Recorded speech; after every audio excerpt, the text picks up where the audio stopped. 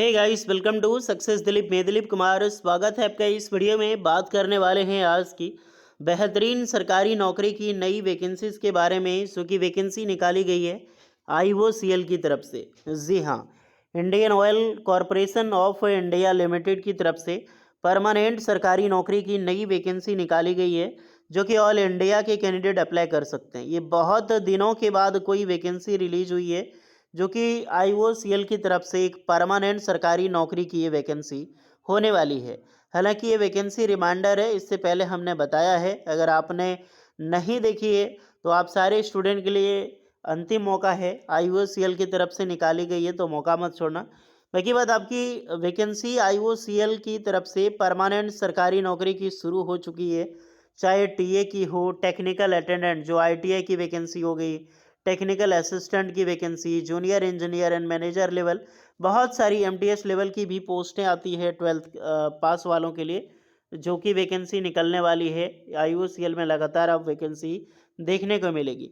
सो जितने भी student eligible हैं, आप तैयार हो जाइए आईओसीएल में जॉब करना चाहते हैं जो। ओके, बाकी बात हम इस वीडियो में देखने वाले हैं कि जेई की वैकेंसी रिलीज हुई है, कैसे आप अप्लाई कर सकते हैं, एलिजिबिलिटी कंडीशन, कौन कौन से ब्रांच की वैकेंसीज ये आपकी होने वाली है, सारी चीज़ें हम डिटेल में कवर करने वाले हैं। तो स्टार्ट करते हैं। आगे बढ़ने से पहले चैनल पे अगर आप नए हैं so please do subscribe and hit the bell icon, ताकि इसी तरह लेटेस्ट सरकारी नौकरी की अपडेट आपको हमेशा मिलते रहे। और आप कमेंट में ज़रूर बताइएगा। एक क्वेश्चन पूछना चाहता हूँ, देखना चाहता हूँ कितने स्टूडेंट सच में सरकारी नौकरी की तैयारी करते हैं।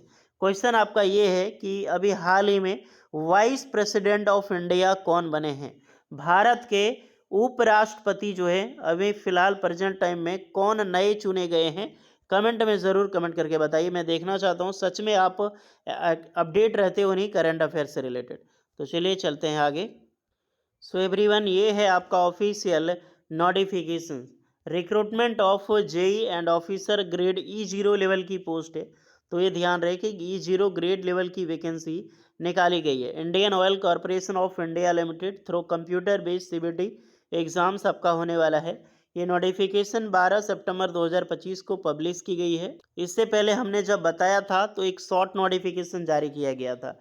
Like oil and gas, petrochemical, energy and energic solutions में वर्क करती है आईओसीएल। फॉरेन से हमारी जो क्रूड ऑयल आती है उसको रिफाइनरी करके oil and gas and petrochemical different सारी ऑयल में प्रोड्यूस करती है, एंड हम जो है एक्सपोर्ट भी करते हैं इसके द्वारा। तो वैकेंसी निकाली गई है जेई यानी कि जूनियर इंजीनियर की, diploma engineer of Indian national. अगर आप एक आईटीआई पास आउट कैंडिडेट हैं और आपने डिप्लोमा किया है लेटरल एंट्री से, तो बिल्कुल आप भी अप्लाई कर सकते हैं। अगर आप 12 पास के कैंडिडेट हैं, आपने डिप्लोमा किया है, तो भी आप इस फॉर्म में एलिजिबल हैं अप्लाई करने के लिए।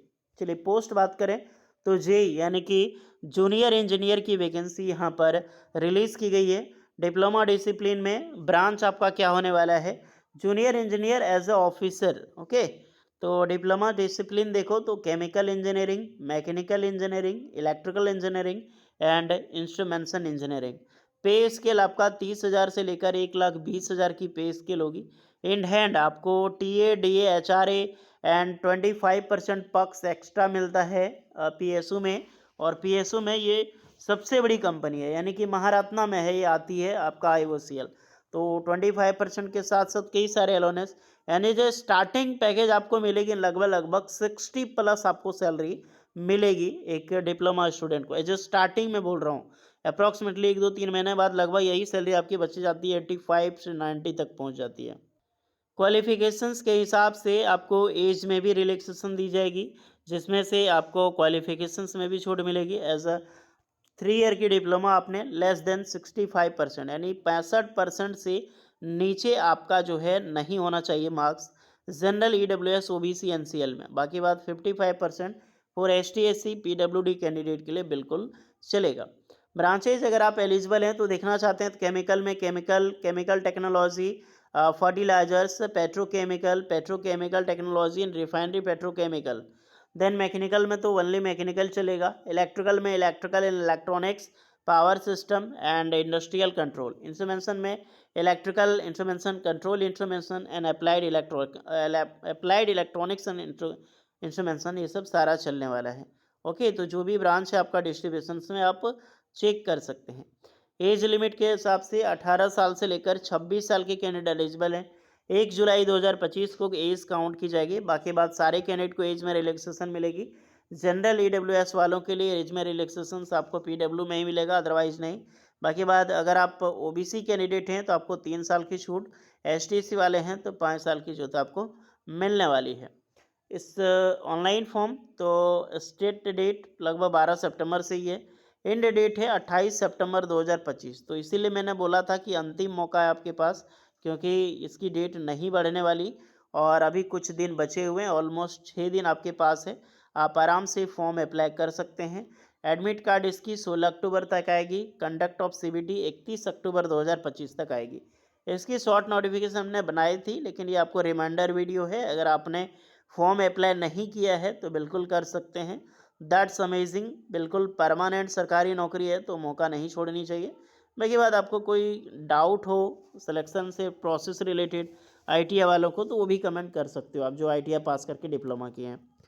शॉर्टलिस्टिंग प्रोसेस आपका चलने वाला है। फर्स्ट आपका सीबीटी एग्जाम्स होगा। दूसरा स्टेज आपका group discussion and personal interview आपका थर्ड स्टेज होगा, जिसमें से सीबीटी अगर आपका देखा जाए तो 100 मल्टीपल टाइप की क्वेश्चन होगी। डोमेन लैंग्वेज यानी आपका ब्रांच से 50 क्वेश्चन होगा। जनरल एप्टीट्यूड रहेगा जहाँ पर आपका मैथ रहने वाला 20 का, रीजनिंग 15 का, और इंग्लिश लैंग्वेज यहाँ पर मात्र 15 क्वेश्चन पूछी जाएगी। एग्जामिनेशन सेंटर आप यहाँ पर एक बार ज़रूर चेक कर सकते हैं, आपके एरिया में बिल्कुल होने वाली है यहाँ पे। ओके, तो दैट्स अमेजिंग गाइस। 85% आपका सीबीटी का रहेगा। जीडी जो ग्रुप डिस्कशंस होगा 5% एंड पर्सनल इंटरव्यू 10%। तो ये 100% यही मायने रखता है आपका। ओके, तो परसेंटाइल पे फोकस करना है आपको, अपना ब्रांच पे फोकस करनी है, इंग्लिश पे फोकस करनी है। इंग्लिश तो नॉर्मल इंग्लिश रहता है, लेकिन आपको फिर भी फोकस करनी चाहिए डियर, क्योंकि एक बहुत बड़ा एग्ज़ाम है। अगर आपकी जॉब लग जाती है ना तो रॉयल लाइफ है यार। आपका मोबाइल रिचार्ज का भी पैसा ना वो गवर्नमेंट प्रोवाइड करती है। बहुत अच्छी जॉब मानी जाती है पीएसयू में। आईओसीएल, पावर ग्रिड, एनटीपीसी की अगर मिलती है तो जाइए अप्लाई कीजिए। बाकी बात एक्स्ट्रा कोई डाउट होगा आपको तो कमेंट में आप लोग ज़रूर बताना। सिलेबस ध्यान से देख लेना, सिलेबस ही मैंडेटरी है। अरे हाँ, एप्लीकेशन फ़ी देख लो। एसटी/एससी कैंडिडेट के लिए पीडब्ल्यू वालों को कोई एप्लीकेशन चार्ज नहीं है, बट वहीं पे अदर कैंडिडेट के लिए आरएस 400 आपको चार्ज देना होगा और जीएसटी। अब सोचो स्टूडेंट से जीएसटी लिया जाता है, और बहुत सारी मूवी बनती है उसको जीएसटी फ्री कर दिया जाता है। बहुत सारी चीज़ें हैं, जैसे कि बड़े बड़े जो बाबा लोग बैठे हैं उनको जीएसटी इनकम टैक्स नहीं भरना पड़ता है, और स्टूडेंट से जीएसटी लिया जाता है। तो ये है इंडिया। बाकी बात बाद में लोग यही बोलते हैं इंडिया से आउटसाइड क्यों पढ़ने जाते, तो यही कारण है यार। आप स्टूडेंट से ही तो जीएसटी ले रहे हो। एक तो बेचारा कमा नहीं रहा है, जॉब निकाल नहीं रहे हो, और उससे आप जीएसटी लेते हो। ऑनलाइन पेमेंट बिल्कुल अवेलेबल है, आप कर सकते हो। तो जाइए अप्लाई कीजिए, अभी भी टाइम है आपके पास, बहुत टाइम है। 6 दिन अप्लाई करने के लिए 1 घंटा इनफ होता है। कोई डाउट होगा तो कमेंट में बताना। मिलते हैं नेक्स्ट वीडियो में, तब तक के लिए जय हिंद।